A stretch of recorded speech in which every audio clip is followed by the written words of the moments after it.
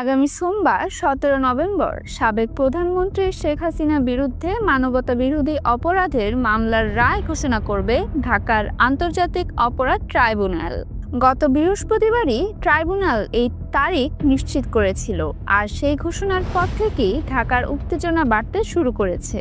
শনিবার রাতেও রাজধানীর বেশ কয়েকটি এলাকায় ককটেল বিস্ফোরণের ঘটনা ঘটেছে বলে জানিয়েছে আইন শৃঙ্খলা বাহিনী। ঢাকার বাইরে বিভিন্ন জেলায় রাস্তা ও রেল লাইনে গাছ ফেলে অবরোধ সৃষ্টি করারও চেষ্টা হয়েছে।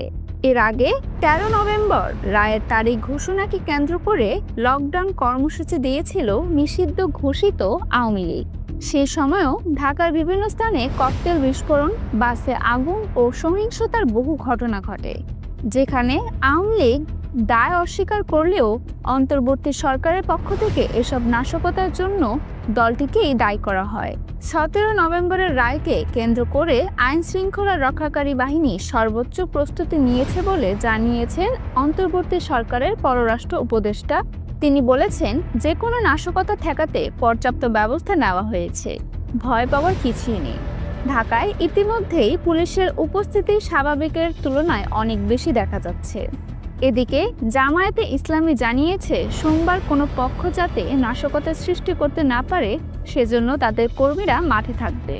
বিএনপি মহাসচিব মির্জা ফখরুল ইসলাম আলমগীরও অভিযোগ করেছেন, রায়ের আগে নৈরাজ্য সৃষ্টির পরিকল্পনা করা হচ্ছে।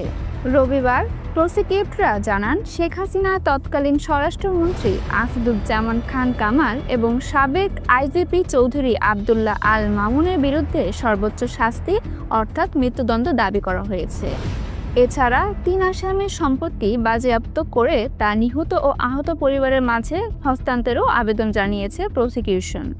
প্রসিকিউটররা আরও স্পষ্ট করেছেন, দোষী সাব্যস্ত হলে নারী হিসেবে শেখ হাসিনা কোনো বিশেষ সুবিধা পাবেন না, কারণ রায় প্রদানের ক্ষেত্রে নারী বা পুরুষ আইন একইভাবে প্রযোজ্য।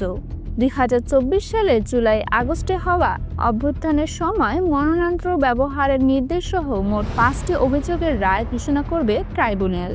প্রসঙ্গত, গত বছরের ৫ আগস্ট ভারত চলে যাওয়ার পর থেকে শেখ হাসিনার অনুপস্থিতিতেই বিচার কাজ চলছে। অন্যদিকে বিদেশি গণমাধ্যমে দেওয়া সাক্ষাৎকারে তিনি সব অভিযোগ অস্বীকার করে আসছেন। ১৭ নভেম্বরের এই রায় বাংলাদেশের রাজনৈতিক অঙ্গনকে নতুন এক মোড়ে দাঁড় করাবে, এমনটাই মনে করছেন বিশ্লেষকরা। তাসমিয়া বিনতে জামান স্নেহা, পলিটাকো নিউজ।